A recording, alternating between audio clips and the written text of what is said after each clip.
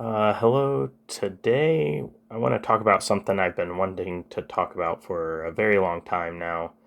That is kind of establish a little bit about loadouts. This video isn't really going to be a guide. It may not even be really helpful too much. The idea behind it is for me to establish the sorts of things that I look at and think about when I'm thinking about the ranked war gear. So I just want to get into it. This should be a relatively quick video. We're just going to brush over these things. But ultimately, I want to do a series of videos talking about the different loadout styles, strategies, all the ranked war gear. I will eventually talk about all the perks, all the armors, all those things. So this is a preliminary video to kind of help frame how I think of those things. So let's go ahead and get into it.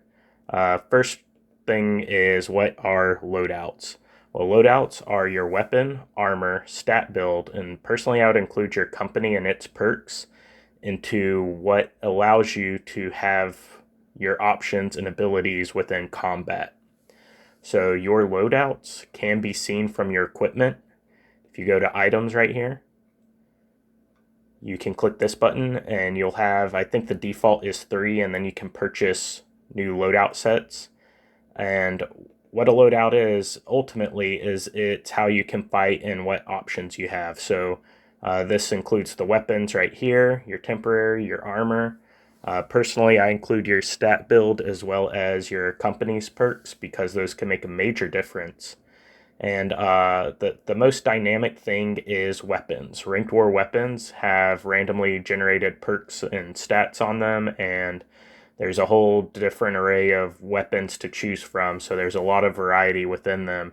So that's where most of the loadout creativity comes into play, is how to use those weapons. You pair them with armor, you take advantage of your stat build, and then you find a company that can benefit from it. So when I think about loadouts, there are basically 6 categories I think strategies fall into. And I just want to brush over them so that in future videos you'll know what I'm talking about when I mention things. The very first one is damage output, or DPS. What damage output is it is weapon perks or abilities that allow you to do more overall damage, whether that be through raw damage output or increasing your accuracy, or final hit rate, which is more often modified.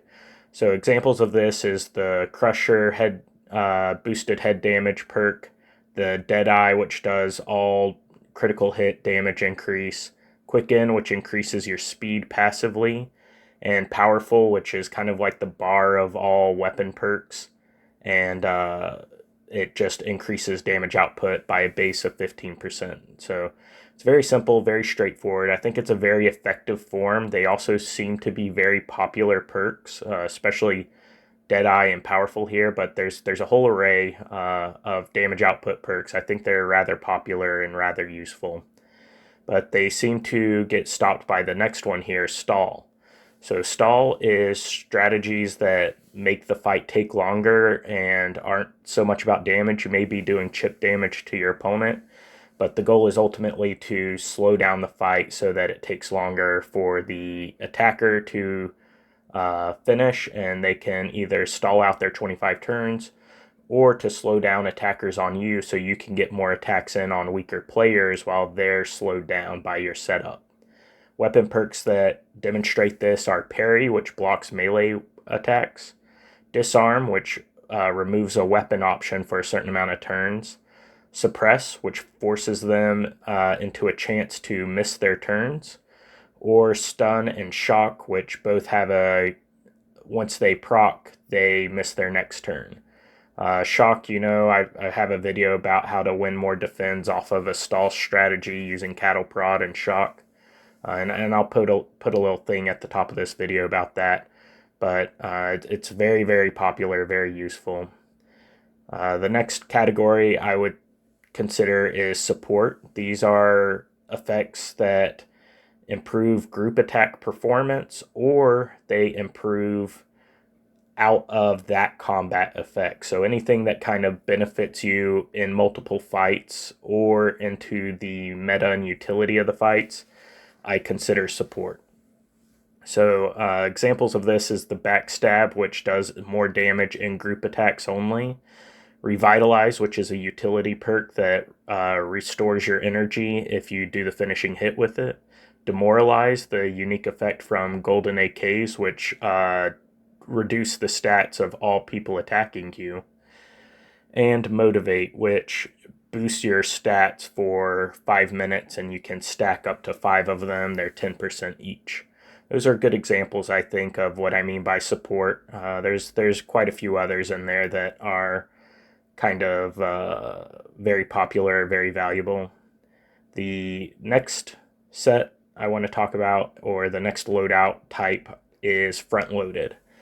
This is a term I have to coin because I'm not sure what else to call it, and I don't see too much dialogue around it. But basically, the goal is to end fights quickly using conditional perks. The best examples of this are Assassinate and Blindside. These give damage boosts, but only for very specific situations. Assassinate, it's only the very first turn of your attack, and Blindside is only if they have full life. Execute, I would classify as front-loaded as well. It auto-kills the opponent if their life is under a certain amount, and Double Tap and Specialist are both perks that do more damage, but only while you have ammo in your gun. So those are the sorts of conditional, more damage. I think this is a very useful loadout to use, or loadout type, because a lot of times in ranked wars and other situations, people are not coming into the fight at full life. They're trying to push with their faction, so they're going to med out quickly, jump out, take advantage of that lower life, do a lot of damage quickly, and try to get it over with.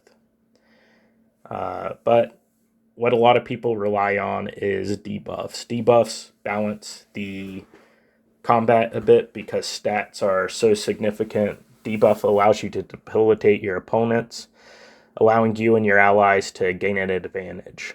So the best example of debuffs are temporary weapons, and I've got a whole video and a companion video about Temps, and I'll link the beginner's guide to them at the top here.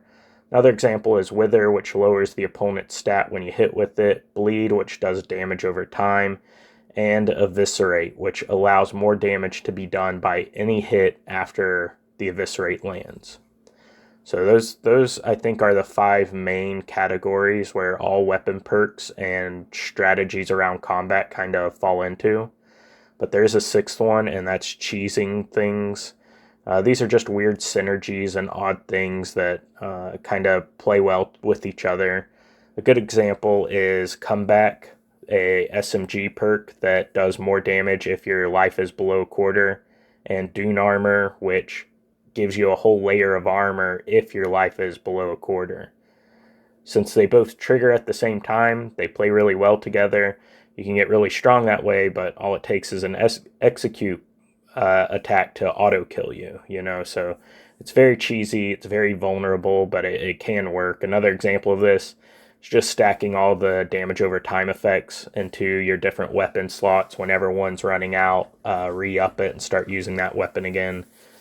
It's very cheesy, can work. Smurf's another good example. It just increases damage for a machine gun so long as your level is lower than your opponent's. The problem is you have to level hold for that, which means you have less life. I also throw in cosmetics and other strange things in here. The Glitter Bomb and Party Popper are both temporaries that change the background of the attack loader.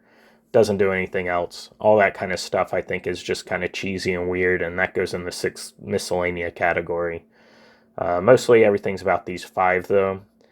I would like to close this video out with a question though. Knowing these 5 strategies and also the cheese stuff, if there's anything that you kind of prioritize, I would be interested to know that, because it will inform how I do my videos in the future, discussing these loadouts, weapons, armors, these special effects, and the strategies ahead. So I appreciate that. Hopefully this was edifying in some way. I know it's a little different, but I appreciate you watching it all the same, and I hope you have a good one. Thank you.